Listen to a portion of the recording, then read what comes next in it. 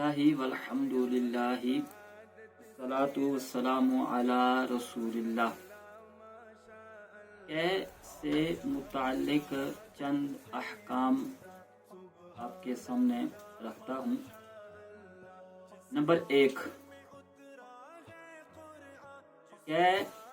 बिला अख्तियार हो गई और कितनी ही क्यों ना हो जाए, पूरी एक बाल्टी क्यों ना भर जाए, इससे रोजा नहीं टूटता। नंबर 2,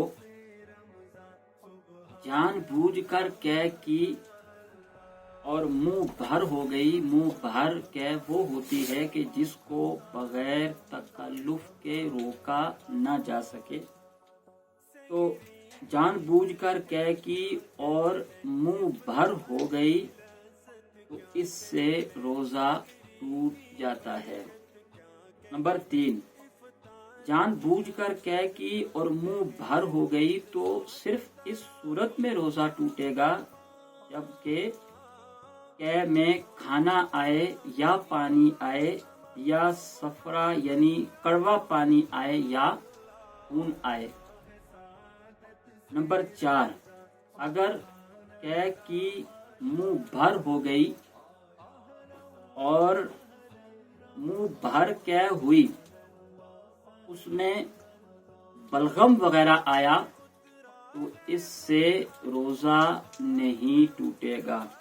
नंबर 5, कै जानबूझकर की और मुंह भर से कम थी तो इस सूरत में भी रोजा नहीं टूटता।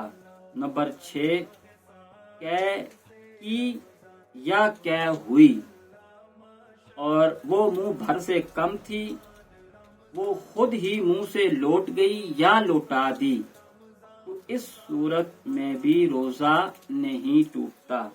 नंबर 7, बिला इख्तियार कै हुई, उसमें से अगर चने के बराबर रोजादार ने हलक से उतार ली तो रोजा टूट जाएगा। अगर चने से कम लुटाई तो इस सूरत में भी रोजा नहीं टूटता। खुलासा कलाम यह है कि कै की सूरत में सिर्फ 2 सूरतों में रोजा टूटता है। एक तो ये कि जानबूझकर कै की और मुंह भर हो गई, इस सूरत में रोजा टूट जाता है। और दूसरी सूरत यह है कि बिला इख्तियार कै हुई और मुंह भर हुई, उसमें से चने के बराबर वापस लौटाई रोजादार ने तो रोजा टूटता है। अब रोजादार रोजे की हालत में तो कै करेगा नहीं, बिला इख्तियार कै होगी तो अब रोजादार को चाहिए कि कै में से कुछ भी वापस न लुटाए, बाकी जितनी भी कै हो जाए रोजादार को कै से रोजा नहीं टूटता। अलबत्ता ये जो मुंह भर कै की 2 सूरतें हैं, एक तो ये कि बिला इख्तियार कै हुई मुंह भर हो गई, दूसरी सूरत ये है कि जानबूझकर कै की और मुंह भर हो गई। ये दोनों सूरतों में जो मुंह भर कै है ये नापाक है, इससे कपड़ों को बदन को बचाना जरूरी है। अगर इसकी छींटें, मुंह भर कै की छींटें कपड़े पर आएंगी या बदन पर आएंगी तो बदन को और कपड़ों को धोना जरूरी है। वल्हम्दुलिल्लाहि रब्बिल